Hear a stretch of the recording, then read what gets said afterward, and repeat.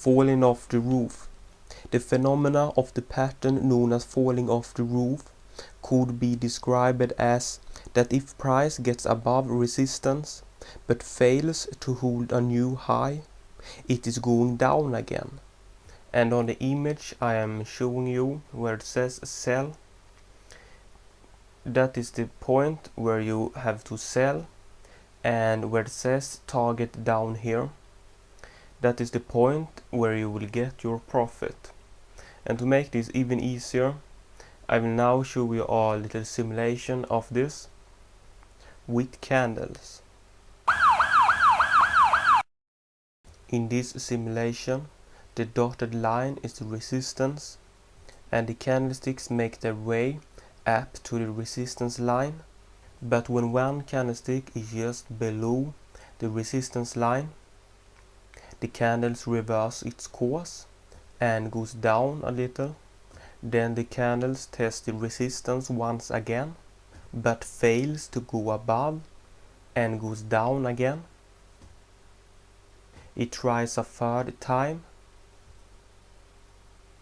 and the following candlestick pokes its head above the resistance line, but it doesn't manage to hold above the resistance line and goes down again.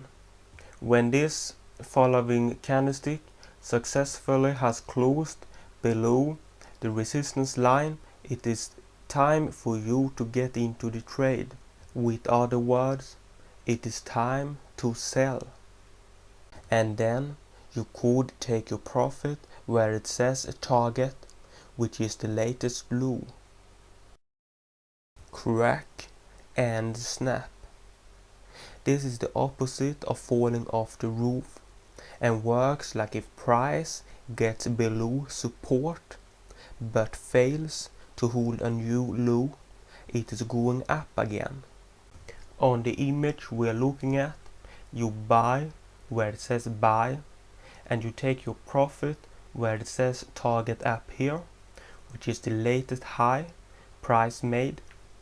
And to make your apprehension of this pattern even easier, I am going to show you a simulation much like I did with the falling off the roof pattern. So prepare yourself.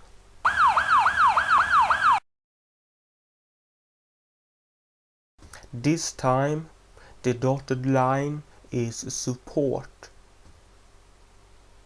The simulation begins with the candlesticks approaching the support line, but stops right above the support line and goes up a little, and then it tries the support once again, but it doesn't manage to get through, and it goes up a little once again and goes up a little more, but soon it starts to decline again and manages with force to push its head below the support line, but it doesn't have enough power to make a new low, and it goes up again.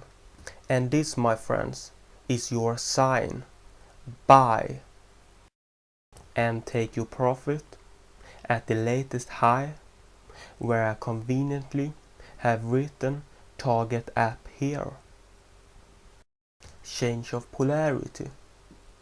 The pattern known as change of polarity means either that when a resistance is broken, it automatically becomes a support, or that when a support is broken, it automatically becomes resistance.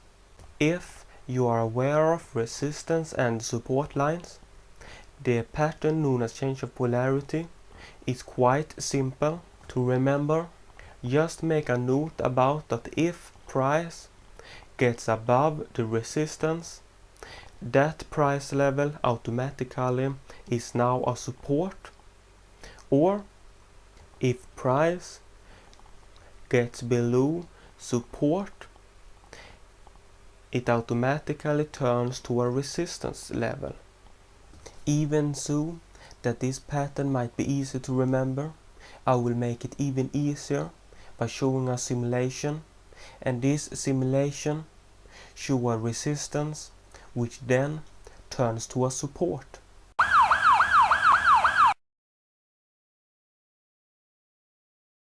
The simulation begins with candlesticks moving up to the resistance, but stopping at the resistance line and moves down 2 candlesticks, then it gets up again and gets near resistance, fails to get above and goes down 2 candlesticks, moves up but fails to get above once again, moves down 1 candlestick and then goes up 1 candlestick again, and there it pokes its head above the resistance line, and the following candlestick closes above the resistance line, and the next one also manages to close above. Then it starts to decline a little again, but when it gets to the former resistance line, it stops. It can't get through and it moves up again. The resistance has become support. Head and shoulder. This pattern usually encompasses much price action over a long period of time, and it is composed of one highest high in the middle, and beside it to the left and right lower highs, and the highest high in the middle is called the head, and the lower highs at the sides are called the left shoulder and the right shoulder. And you should sell when the price action on the right shoulder reaches below the dotted neckline. Since this is one of the harder patterns to understand and to explain, I am going to show you a simulation of it so you understand it fully.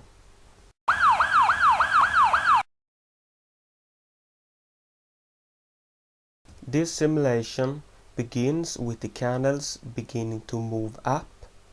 1 candle, 2 candles, 3 candles, and it stops at 4 candles and reverses, going down 2 candles, then moves up 1 candle, and now you could see that it has made a little high at the top here to the left, and this little top is the left shoulder.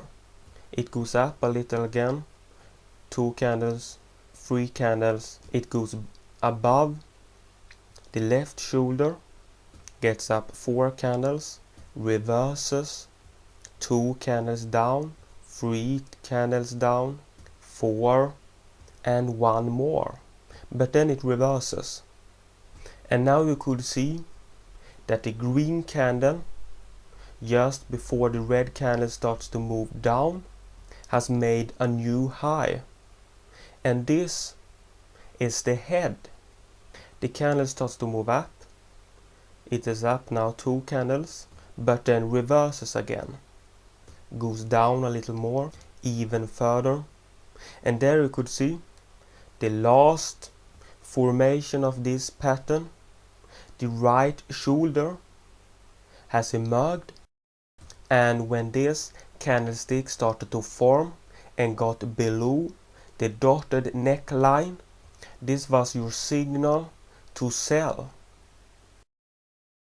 Be aware of that this simulation was just used as an example, and that the number of candlesticks of the head and shoulder pattern doesn't need to match the exact number of candles used in this example. The only thing needed for a head and shoulder pattern is that there is a higher high and to the left and right sides lower highs. Also note that the left and right shoulders doesn't need to match each other in height exactly, and that the neckline isn't always a completely straight line. It should be as straight as possible, but could be bent a little.